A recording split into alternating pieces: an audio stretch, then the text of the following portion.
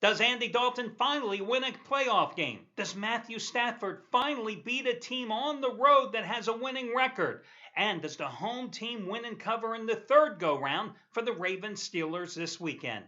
Those are just a few of the questions we're about to answer here on this week's edition of the Countdown to Kickoff show, the only nationally televised show that breaks down your top NFL matchups from a point spread perspective. Hi everyone, Al DeMarco here. My normal partner, Brandon Lang, unavailable this weekend because of the holiday, but that's okay. I'm going to fly solo, and let's start it by breaking up one of the misconceptions that so many gamblers have out there about riding the underdogs in the first round. Now listen, dogs are going to bark. That's just a basic fact of life, but you've got to be careful because road dogs, since the wild card back in 1978 really evolved, our one game under 500 versus the odds makers. Think about that. One game under 500 versus the odds makers going back to 1978. And why is this important? Because all your underdogs, guys, are on the road this weekend. Let's start with the Baltimore-Pittsburgh game.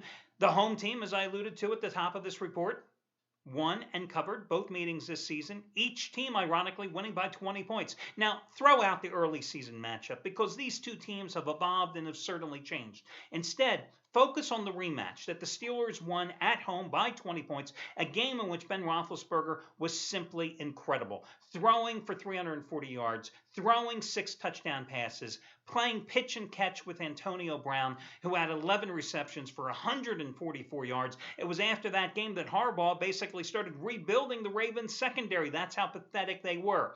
Baltimore, some issues definitely against winning teams and against those on the road. But first of all, let's point out that the Ravens have failed to cover in 6 of their last 7 division road games.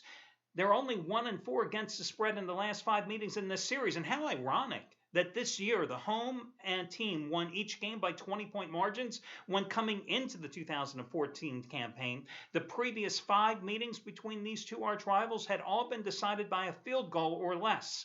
Baltimore also 1-6 straight up and against the spread, with teams with winning records this season, as opposed to the Steelers, who were 6-1 straight up and against the spread in similar situation when battling winning teams. Now, listen, the Steelers secondary isn't very good. I mean, it was shredded this year. Scorched for 30 touchdown passes, only came up with 11 interceptions. But the Steelers are very good at putting pressure on the quarterback and also at stopping the run. And that's going to be key here, especially with Justin Forsett, so much of a figure in the Ravens ground game now as opposed to early in the season when these two first met.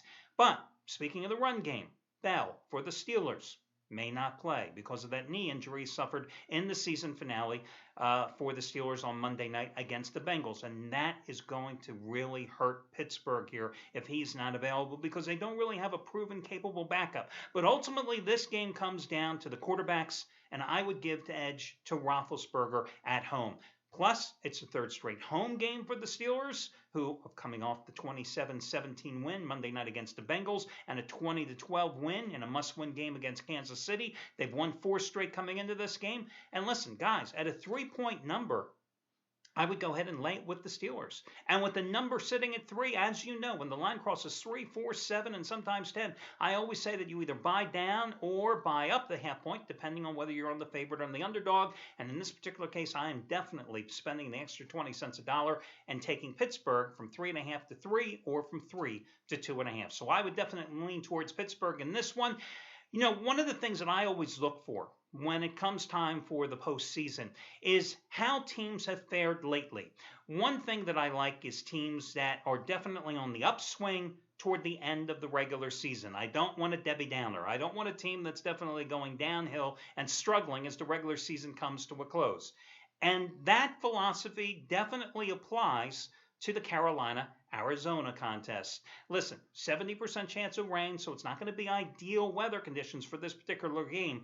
But ultimately, this one comes down to a Carolina team that has won 4 straight games versus an Arizona team, an injury-riddled Arizona team that has lost 4 of its last 6. Defense averaging 490 yards per game allowed in that 6-game stretch. And as you know, the Cardinals are down to their 3rd-string quarterback, Ryan Lindley, who's just 1-5 lifetime straight up as a starter. And he's coming off games against Seattle and San Francisco. Now, Carolina's defense not in the realm of those two defenses, the Seahawks or the 49ers. But they certainly have been playing better here of late. In fact, 17 quarterback sacks in the month of December. They're putting pressure on opposing quarterbacks. They're pretty good at stopping the run. This Arizona team, if this game had been played 8 weeks ago, would have mopped the floor with the Panthers. But the fact is the Panthers are playing well. Granted, the defense has only allowed 43 points in the last 4 games, but consider the competition. I've got to at least play devil's advocate and point out the foes they have beaten: New Orleans, Tampa, Cleveland, and Atlanta. Those 4 teams, their players, their coaches, their GMs, they're all going to be watching this game on TV today, just like you and me, okay, come this weekend.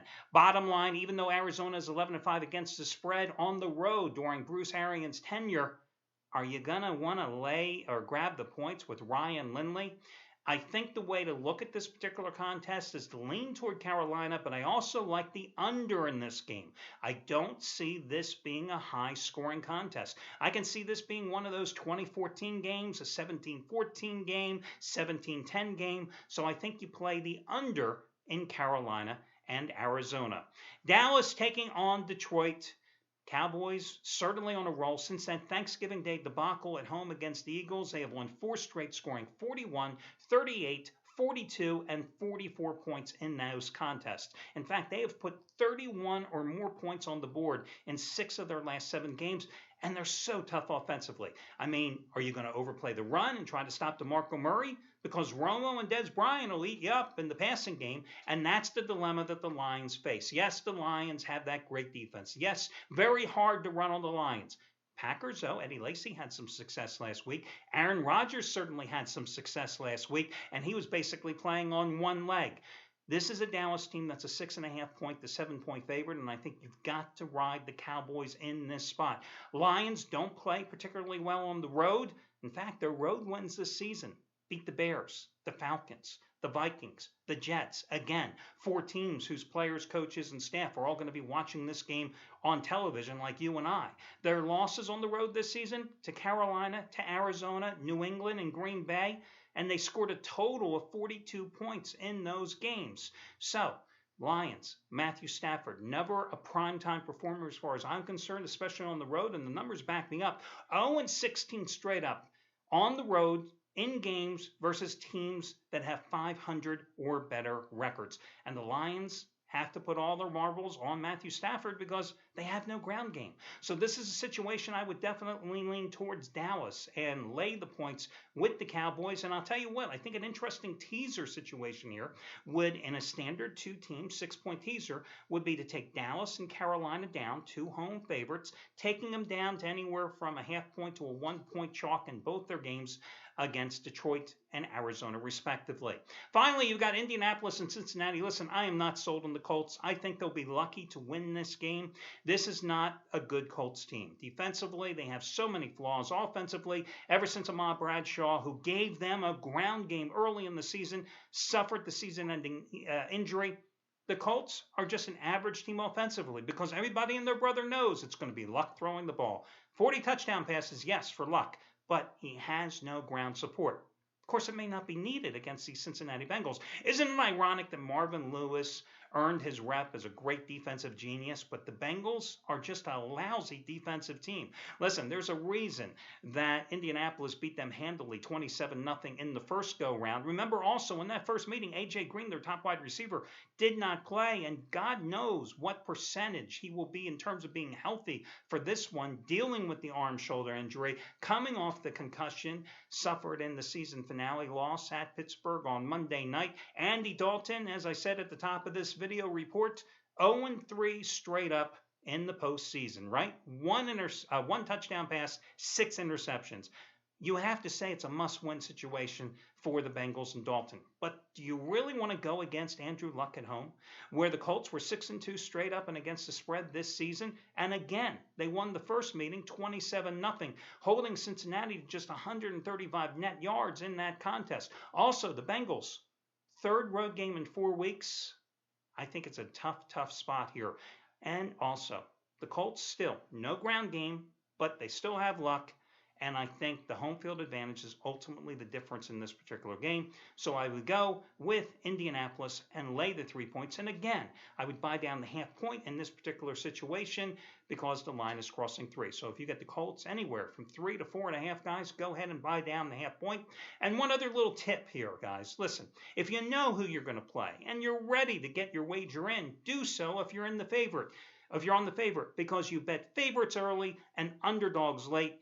99% of the time, that always pays off. And that'll do it for this week's video report. Make sure you catch my daily video reports over on the website each and every day. Best of luck to you guys. Hope you make some money this weekend, and we'll catch you next week on the Countdown to Kickoff show.